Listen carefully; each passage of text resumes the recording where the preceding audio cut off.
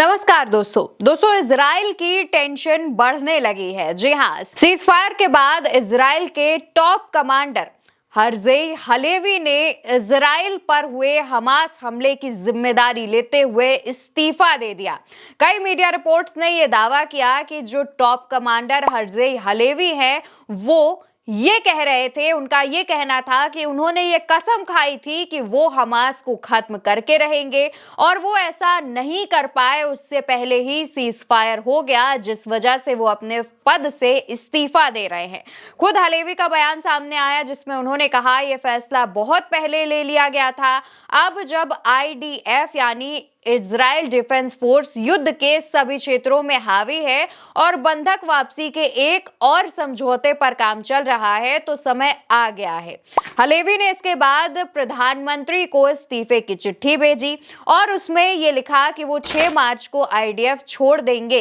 अब 6 मार्च को आईडीएफ छोड़ने से पहले वो एक नए कमांडर की तलाश भी करेंगे। लेकिन दोस्तों, हैरानी की बात यह है कि जो टॉप कमांडर है, उन्होंने ये कसम खाई थी कि वो गाजा को खत्म कर देंगे, गाजा के एक एक नागरिक को खत्म कर देंगे, गाजा को नक्शे से मिटा देंगे। और जब ऐसा नहीं हो पाया तो उसके बाद उन्होंने इस्तीफा दे दिया।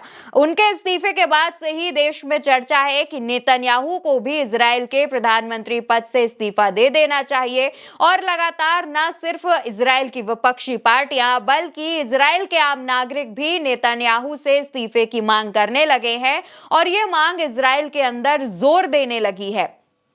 दोस्तों, लगातार नेतन्याहू की परेशानियां बढ़ती जा रही हैं। पहले सीज फायर हुआ, सीज फायर करने का, यानी कि जब सीज फायर हो रहा था तो उस बात पर नेतन्याहू इतनी आसानी से मान नहीं रहे थे, सहमति नहीं दे रहे थे।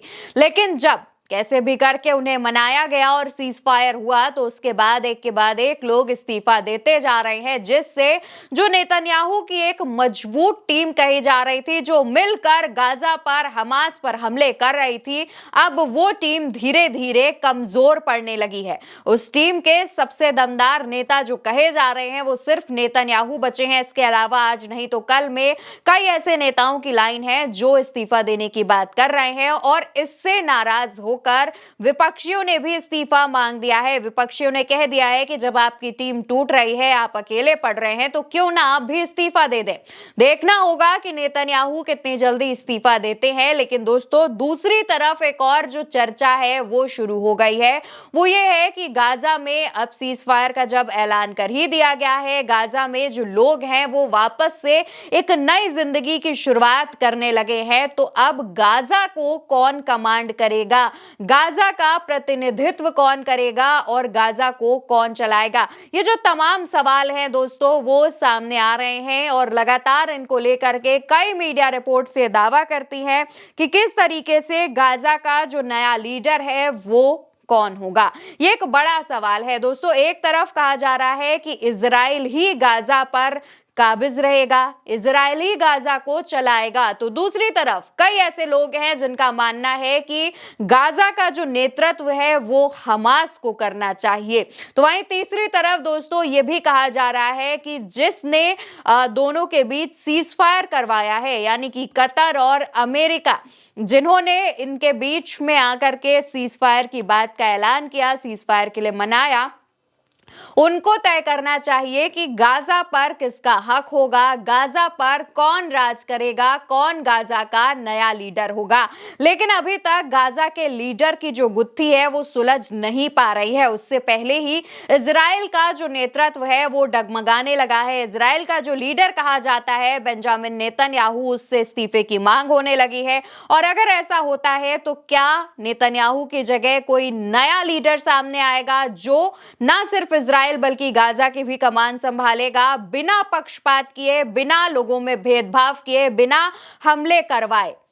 अगर ऐसा नहीं होता है, नेतन्याहू अगर इस्तीफा नहीं देते हैं, तो क्या गाजा की कमान हमास को सौंपी जाएगी या फिर क्या गाजा पर इजराइल का ही कब्जा रहेगा या फिर मीडिएटर बन के कतर और अमेरिका एक नया फैसला लेंगे, एक नया लीडर ढूंढ के लाएंगे और उसे गाजा की कमान सौंपेंगे।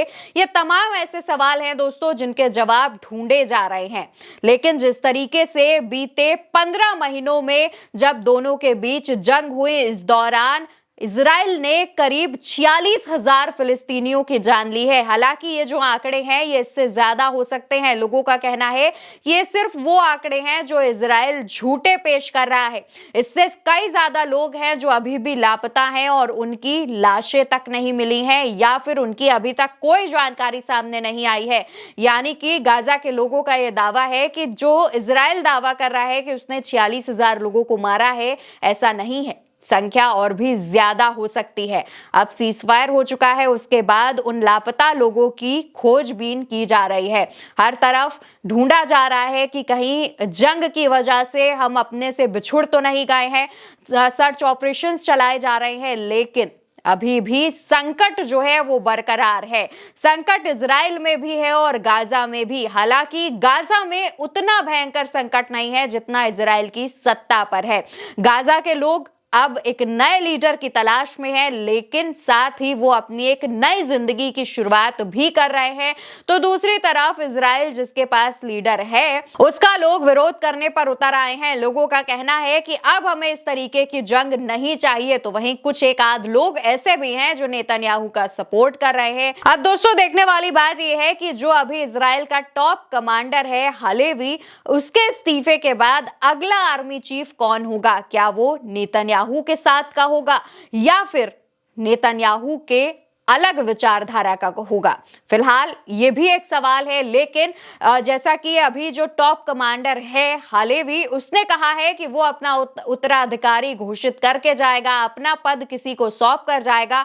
और अगर वो ऐसा करेगा तो वो जाहिर तौर पर नेतन्याहू की टीम को ही मजबूती देगा। लेकिन जो दोस्तों कई जो सवाल हैं, तमाम सवाल सामने आ रहे हैं और इनके जवाब जानना जरूरी है, क्योंकि अगर नेतन्याहू के पास इजराइल की कमान रहती है और साथ ही साथ टॉप कमांडर जो सामने आता है वो भी नेतन्याहू का सपोर्टर, नेतन्याहू की विचारधारा के साथ का होता है, तो ऐसा नहीं हो सकता कि आने वाले दिनों में इजराइल शांत से बैठ सके, कोई खुरापेची ना करे, हमास या गाजा पर हमला ना करे। हालांकि ऐसा हो भी सकता है कि ना करे, शांति से बैठा रहे, लेकिन इसकी 100% गारंटी कोई भी नहीं ले रहा है। सब पीछे हट रहे हैं। तो वहीं दूसरी तरफ ये भी कहा जा रहा है कि गाजा में अब लोग काफी ज्यादा खुश हैं, साथ ही साथ हमास अलर्ट है। हालांकि दोस्तों हमास को अभी भी शक है कि इजराइल ऐसा कुछ कर सकता है और अगर इजराइल ऐसा कुछ करेगा तो हमास उसका मुंह तोड़ जवाब देने के लिए भी रेडी है। दोस्तों जो तमाम सवाल उठ रहे हैं गाजा के नए लीडर को लेकर, ये तो है ही, और साथ ही नेतन्याहू के इस्तीफे को लेकर, इससे जुड़ी जो भी अपडेट सामने आएगी वो हम तुरंत आप तक पहुंचाएंगे। लेकिन फिलहाल इस खबर के बारे में आपकी जो भी राय हो वो कॉमेंट सेक्शन में जरूर बताइएगा और चैनल को ज्यादा से ज्यादा सब्सक्राइब करिएगा।